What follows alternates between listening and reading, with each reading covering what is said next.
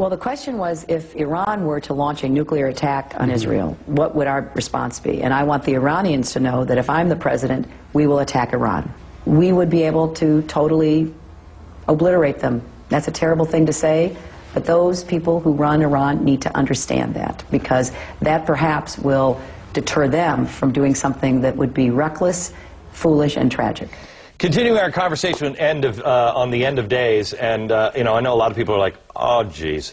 This is really something you should listen to. Author Joel Rosenberg grounds his stuff in reality that is important and accurate, and that statement, Joel, we talked earlier this week, that statement by Hillary Clinton it shows and demonstrates what so many people don't understand.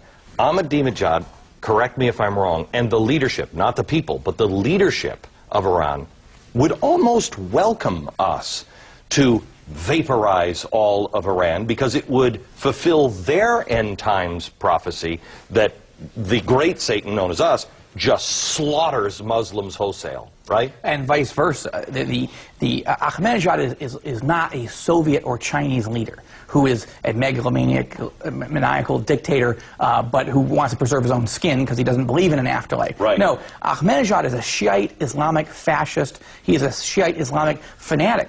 And what he believes is that that is his mission to create the conditions of global carnage and chaos. And into that mass annihilation of Jews and Christians will come the Islamic Messiah known as the Mahdi. So when somebody says, look, if you nuke Israel, we'll nuke you back, first of all, he thinks, good, that would create the conditions in which the Messiah would come. I also believe he believes that he was just chosen. You know, if he dies, he's going to spend eternity with 72 virgins, he believes. And he doesn't think he's going to die. He thinks he's going to live because he thinks history is with him, that the wind is at his back. And that's what makes him dangerous.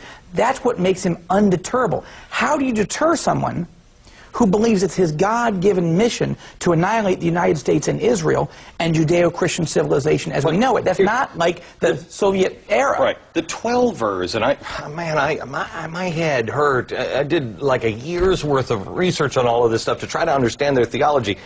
He's a 12er, yes, he is. Which means that he believes in the coming of the 12th Imam. These people were so dangerous, correct me if I'm wrong, that the Ayatollah Khomeini said, kill all the 12ers, get them out. I don't want them in government. I don't want them anywhere. And they went underground for a while. Yeah, it was a cult. Yeah. And it was banned because Khomeini's belief was you create paradise on earth. Right. Ahmadinejad and the 12ers believe, no, you create chaos on earth, and then paradise comes from the sky. If I may explain this again in Christian terms, what this is we've all read about the tribulation. If you're a Christian, you've read about the tribulation. A 12er's perspective is, well, Jesus comes at the end of the tribulation, and it's only 7 years, so let's create the tribulation period. Let's get it going, so 7 years later, Jesus is here. Right. Right? Right. Whereas Christians know it's going to happen, but you certainly don't want to encourage it. Yeah. It's the worst case scenario. Jesus, if you're watching, you can wait. Yeah. That's right. Right. Well, that's right. And that's what Senator Clinton misunderstands. She fundamentally misunderstands the nature of this particular regime, because it's unlike any other regime in Iran's history. It's unlike any regime in all of history in any country. We've never seen this before. Okay. I know you have done briefings with the CIA, you've been at the Pentagon, you've done briefings at the White House, you've done briefings on all levels. I mean, I've talked to Benjamin Netanyahu about you. And he has told me that he understands what we're facing. He has told me. He does. Yeah, he gets it. He does. Bush gets it. I have not spoken to the president. I have had sessions with him where I've gathered the impression that he understands the role of religion here and the times that we're living in. Ronald Reagan was one of those guys. What is the percentage of people that are controlling this situation, that are involved in this situation, that actually consider this to be something they should be concerned about? Very few people in Washington have even heard of the biblical prophecies about Russia forming an alliance with Iran and Libya, the Ezekiel 38 and 39 prophecies, much less any of the other Bible prophecies that you and I have been discussing all week. And I make it clear when I get invited to speak at the Pentagon or the White House or Congress, I'm not there to persuade them of something. I really think it's important that I, who was a political guy, am not there as a lobbyist. Hey, you should believe that these are the end of days, and here's what's going to happen, and here's what you should do. I really don't do that. I just want them to be educated and be aware of, as a backdrop, and they're inviting me in. I mean, I have not gone knocking on the door at the Pentagon or the members of Congress, but there's a growing interest. Why? Because everyone in Washington is beginning to realize that they don't really understand what's happening in the Middle East. Events are accelerating in a way that nobody expected them to go. Condi Rice said about a year ago, and it made me break out in cold sweat when I first heard her say it. She said, what we're seeing now are birth pangs in the Middle East. That is specific language. Do you think she meant to explain what that language is implying? Jesus was asked on the Mount of Olives by his disciples in Israel, overlooking Jerusalem, when are you coming back and what shall we be watching for? And he gave a list. He could have given a very Washington political answer. Yeah. No comment. Next question.